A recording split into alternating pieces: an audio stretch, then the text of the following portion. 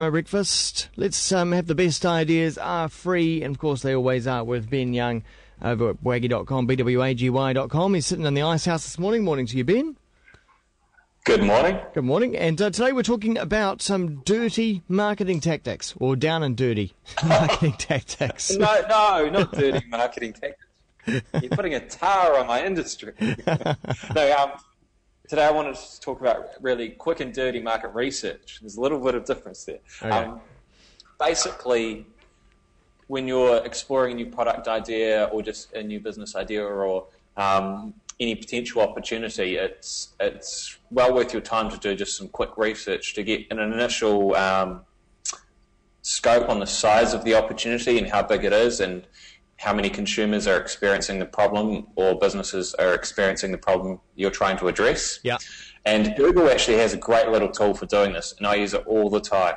I'm just about always running some kind of ad or campaign to figure out how much market demand there is for a product or a service. Right.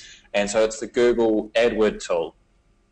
And if you want to find it, just Google it. Just put Google AdWords keyword tool. Yeah. And then what you can do when you arrive on this tool is you can enter keywords and select a location and find out how many people are actively searching for that keyword or associated keywords. Okay, cool. For example, you might search for, say, vehicle finance and find out how many people are actively looking for vehicle finance. Or you might search for, light bulb replacement or, car services, that kind of stuff. Yeah. And it's just great to really quickly find out how many searches there are for a potential topic. We sat down with a client last week and we'd just done a whole lot of research for them, and what we'd uncovered is that their new product line, which they'd established before they started working with us, should be able to generate just as much business as their old product line. In effect, over the next 6 months, we should be able to effectively double their business just based on existing consumer demand. And that was just based on doing the keyword search in Google? Yeah, because you can just see how many people are actually experiencing the problem which you solve. Yeah. And then you can make some assumptions from that as to how many people will look at your website and then how many people will buy. Well, yes, because normally... because as I say, because of course, if people are searching for that particular problem, then they are going to come up with some solutions, though, already that are already being provided by other businesses. Yeah, exactly. So this is not the only way to do market research, but if using this method demonstrates a high demand, it means you should be able to get your idea off the ground quite easily because there's enough people already experiencing the pain that they're actively searching for a solution. Yeah. It means you don't need to educate the market. It means there's willing buyers there. It means you can test your product or service to see what they think about it. And so what you can do is if you place an ad using Google AdWords on those keywords, you can just send people to a quick landing page which just asks them some questions. So you can validate that market and go, is this the kind of problem you had?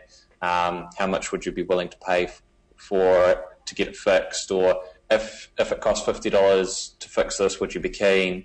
And you could just do that for like a period of 6 weeks and understand immediately the value of the opportunity too. Okay, cool. All right. Second topic is getting a press release out there. And I know this is a big problem for organisations that have never been in the space of sending out news to organisations. Actually getting the database together is quite a big task.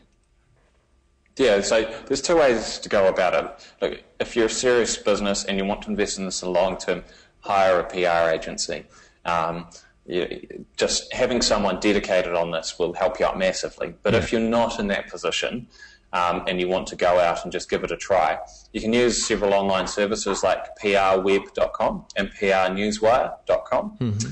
And what you can do is you can pull together your own little press release and put it out via those mediums. And on those websites, you can select where you want to send it. Yeah. For example, for a client last week, we did a release just in the States to certain outlets in a certain sector. Okay. And we got to pick up on a few websites from that. So it costs a couple of $100, but it's well worth it in terms of the coverage. Yeah. Now, the key thing with writing a press release is to make sure that your title is very, very engaging.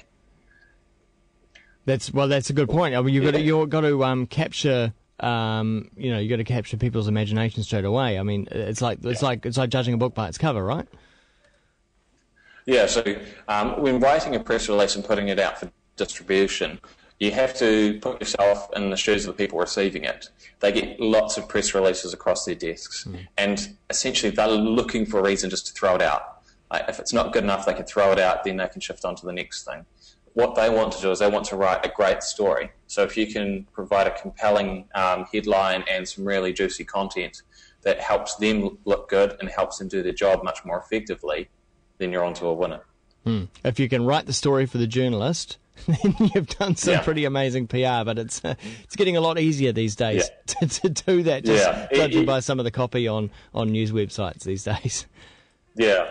You don't want to fully, write the story for them, but you want to provide some engaging bits which make them look good, right? Give them some good quotes or some stats or just a great hook so that they can kind of hang off that. And photos as well, because websites love photos.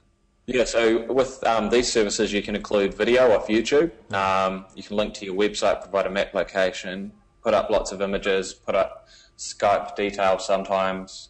So they can be really, really engaging. So I definitely recommend putting on a video or some images. So for around $200, how many email addresses will that go out to, roughly? So I'm not sure of the total number, but I think from memory, last time I did a targeted release, it was about 1,800. Well, that's not bad, eh? So it's pretty good, especially if you're a little Kiwi business that's wanting to get some international exposure. Yeah. And, it's worth the investment just for the pickup of one organisation. Okay. Very cool. All right, some great tips there from Ben Young, and you can continue the conversation with him over on Twitter, twitter.com/BWAGY and BWAGY.com. We'll see you next week. Thanks, Ben. Thanks.